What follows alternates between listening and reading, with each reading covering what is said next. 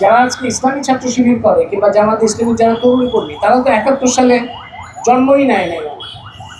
তো কাজে তারা তো আর যুদ্ধাপরাধ করে ক্ষমা ঘোষণার পরেই এটি যুদ্ধাপরাধীদের আশ্রয় লাভের শুরু। তারপরে একবার পুনর্বাসন হয়, তারপরে জামাত ইসলাম নামে রাজনীতি শুরু হয়।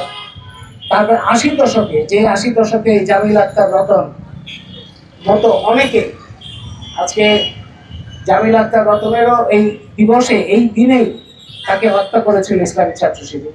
কিন্তু 80 দশকে এরকম অনেক ঘটনা আছে, অনেকগুলো প্রতিষ্ঠানে, অনেক জায়গায়, যেখানে ইসলামী ছাত্র শিবির একটা সন্ত্রাসী বাহিনী হিসেবে আবির্ভূত হয়েছিল।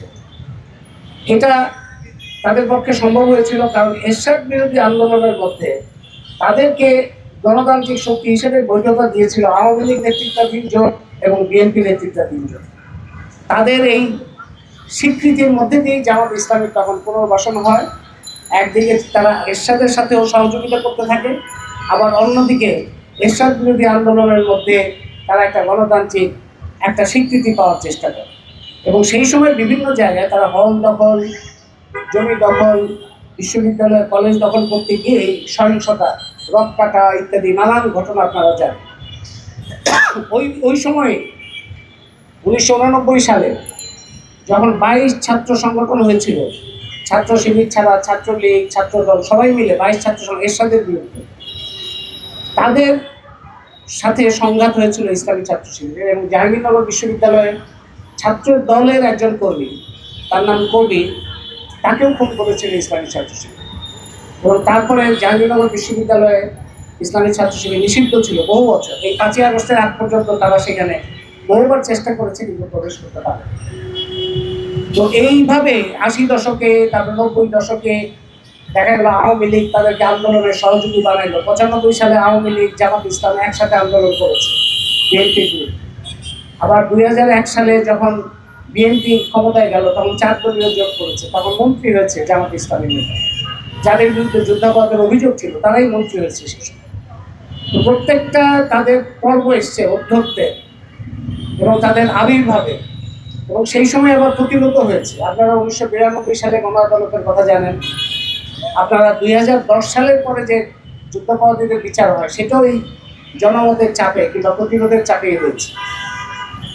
কিন্তু এই যে একবার তাদের সাথে নেগোসিয়েশন, একবার তাদের সাথে দর কষাকষি, একবার তাদের সাথে আবার নানা রকম চুক্তি, এই খেলার মধ্যে আওয়ামী লীগ এবং বিএনপির এইসব খেলার মধ্যে কারণেই এই দল এবং তাদের সহিংসতা এবং সন্ত্রাসী তৎপরতা এটা অব্যাহত থাকতে পেরেছে।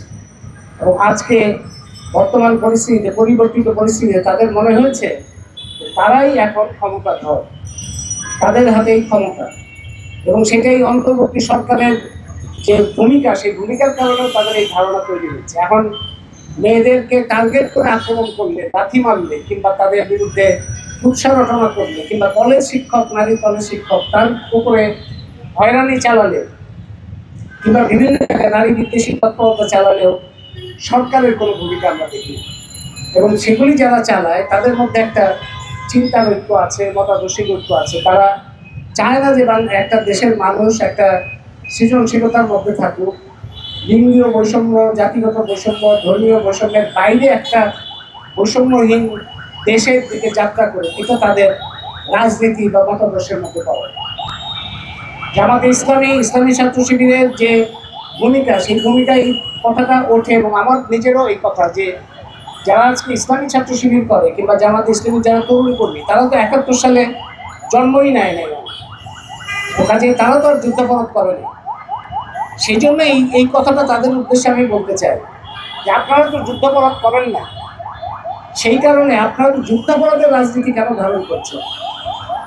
যুদ্ধাপরাধ করেন নাই, কিন্তু যুদ্ধাপরাধের রাজনীতি যদি আপনারা ধারণ করেন, এখন যুদ্ধাপরাধের সমান একটা দায় আপনাদের উপরে পড়বে।